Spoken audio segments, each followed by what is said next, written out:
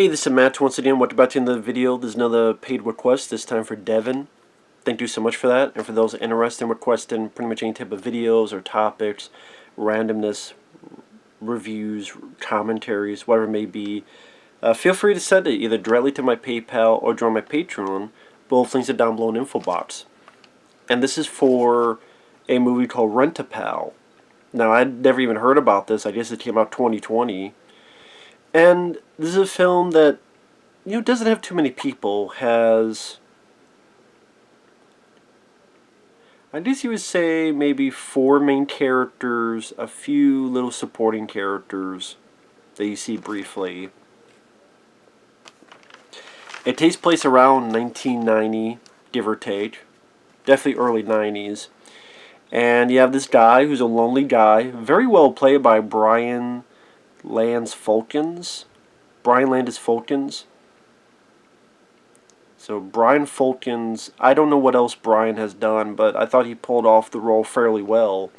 As this very lonely guy who's in his 40s, takes care of his dementia-ridden mom, and he has to give care to her 24/7. Very nice guy.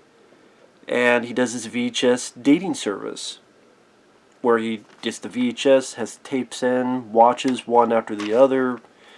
He even does his own. There's a bit where he does this very nice intro, but then the person cuts him off and goes, "Oh, hey, dude, yeah, guys only get 30 seconds. So now he's all flustered, doesn't know how to put it all in the 30 seconds, so it comes off much more awkward than it was meant to be. Which means he's not going to get much contact with anyone else. Not because of something he did. But yeah, he's a caregiver. He helps his mom out. You tell, it really does showcase a very lonely existence this guy has. I thought the director did a nice job with the cinematography. I thought the acting was pretty decent. And he's just a nice guy. Just a nice guy that you do feel sympathy for. And one day he's doing one of these things with the VHS. And obviously when you record it, this is why it was in the 90s it took place in. Nowadays, well, you can't even do Craigslist with it. There are other sites that you dates, all that stuff. But back then, for those who don't know, you would go in. I've never done this, but I know people who have. They have someone with a VHS camera. You tell a bit about yourself for how much time you get. And then people would come in and they look at tapes. And they watch them. If they say, "Oh, this person looks good," they contact, "Yeah, this person here, number 5 or whatever. I'm curious about him," or "I'm curious about her." And if they allow it, then you can maybe go on a date and see what happens. Whereas just now that I say out loud, it could be rather sketchy. But it's a different time back then. So as he does one of these and he pays for the service, he's looking at these other VHS tapes and he finds one called Rent-A-Pal. And on the cover is Will Wheaton, Wesley Crusher from Star Trek Next Generation. He was in this film from the 80s called The Curse. Now, I'm not a fan of Will Wheaton as a person. I think he comes off as a bit of a bitch. Also, I have a bit of a bone to pick with him because I remember years ago he did a show. I forget what the hell the show was called. And they would take random clips from the internet. And one of the clips he took was one of my old videos where I think I was doing like a rant. I think it was on the 2014 Godzilla or something. And I just thought, okay. Yeah, I find it weird how all these other people, if you use a clip, they get mad, they get pissed, they get angry. How dare you do this? How dare you do that at all? You need to have my permission, copyright claim, all that stuff. But when the flip side happens, it's A-okay. So, I'm like, you know what? Okay, if that's the way it is. I see how it goes. Alright. If you're able to do it, then I should be able to do it. And it's one of those things where when you see him in Twitter, all that stuff, he just comes off as a bit of a bitch. But I gotta admit, he did a good job acting here. I can't lie. I thought he did a good job playing this. He looks like Mr. Rogers. He's trying to be very friendly. And the tape is strange where he'll give these pauses for the other person to talk to him. And they'll give these responses. Pre-recorded responses, that is.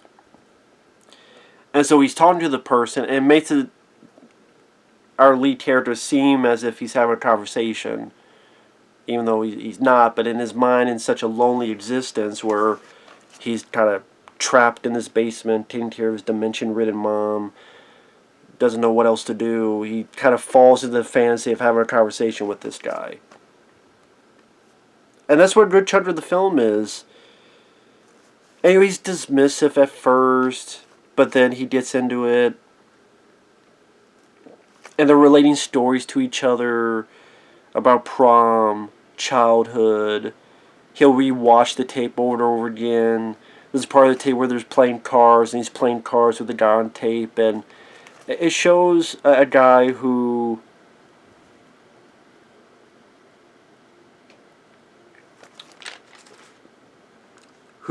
reality starts blurring and blending in with this person he's watching on the tape. And how loneliness and he talks about how stuff happened in the past, which help us get background of this character. For example, these bullies that picked on him in school, and he didn't do anything wrong, but let him get suspended. And about how his dad committed suicide long ago, and his mom might have been kind of abusive with him.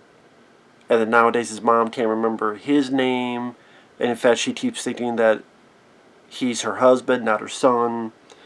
So all this stress, all this anguish, all this anger, as well as this being his only connection to another person, shows how you can fall into that fantasy, at least this person fall in that fantasy fairly well. But at the same time, there's a tragic sadness to it all. And that's what I thought this was pretty decent and good for the first 2/3 of the film. Because again, I thought the lead character, you just say the character was pathetic, but at the same time, I just felt sorry for the guy. I could feel sympathy for the guy. Will Wheaton, again, did a nice job on his end. And there's a little bit of that creepy aspect of a guy having a conversation with a TV in this fashion. The music was pretty decent. The music had that old school flavor to it. A little bit of synthesizer at times. Cinematography, not too shabby at all.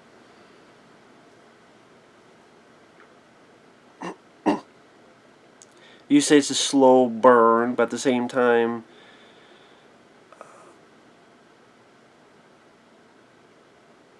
but you felt sorry. And then when he gets a call from this girl Lisa, well, he doesn't get a call from her, but he gets contact that this girl's interested, and they go on this roller rink date, and it goes well.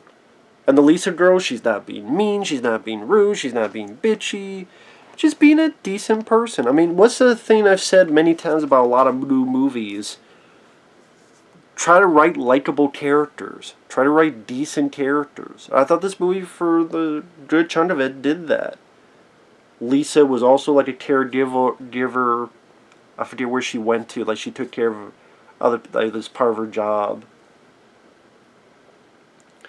And it's kind of sweet, and you're hoping that things work out the best. And to be honest, I wish this kind of was more of a drama. And it's a weird way of doing a drama, but I kind of wish it just stuck with this dramatic notion, where it's blurring the line, and in a way, maybe like his mom dies and he's sad and upset, and somehow in his frazzled mind this tape tells him, move on, try for this girl. And this was kind of like maybe not the most healthy, but a way for him to have this bridge to go from where he was in the past to this hopeful future with this girl in the future. Like, this was kind of him, some type of connection that helped him along the way in his own weird, creepy way. Or some type of direction that would have been much more interesting, much more satisfying, much more different. But sadly, spoilers, it doesn't. It goes in a much more typical, lame...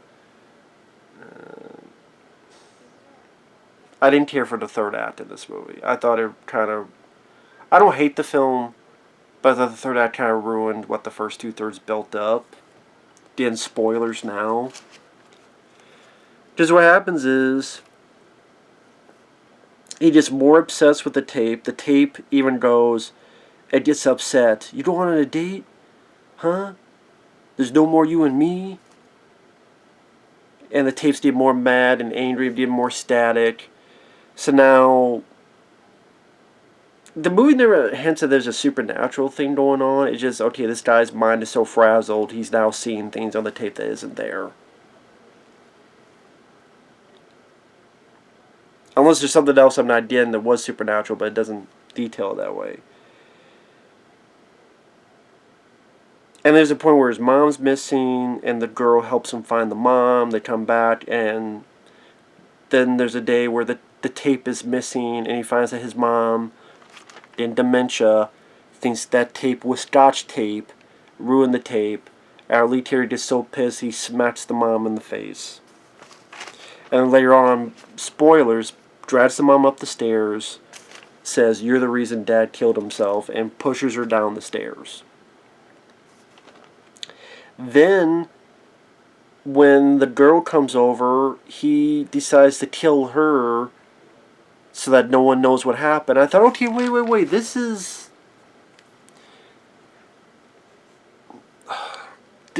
like, we just jumped from 0 to 90 real quick.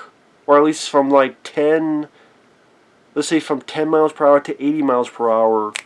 Way too quick for me. Like, what the hell's going on now? So he tries to choke her, and then she stabs him with like scissors or something.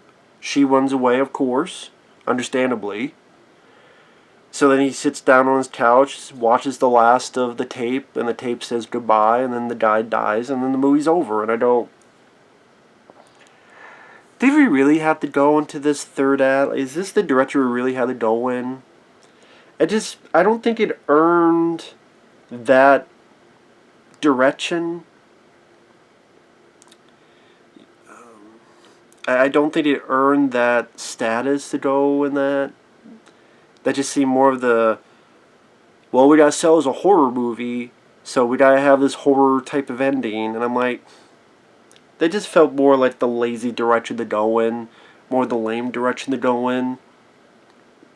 I prefer the direction that I said before. I just thought it was a big leap to go from this to, like, the mom thing, maybe. It's still a big stretch, but, at least there was stuff leading up to how it was hard to care for this mom, and she's abusive, and a childhood, she was abusive in the past, and all that stuff. Even if it was like a kind of a dark ending where he did that to the mom, but then he made it look like it was an accident, but then he gets better with this girl and says goodbye, like, it'd be a dark ending, but at the same time, a bit more interesting than what we have now, where he's going to have to leave a good life and with this girl, Lisa, but then this was sort of the anchor on him, this mom, and not say it was the right thing to do, but it was a thing he did, and that would still keep the horror aspect, but maybe even this,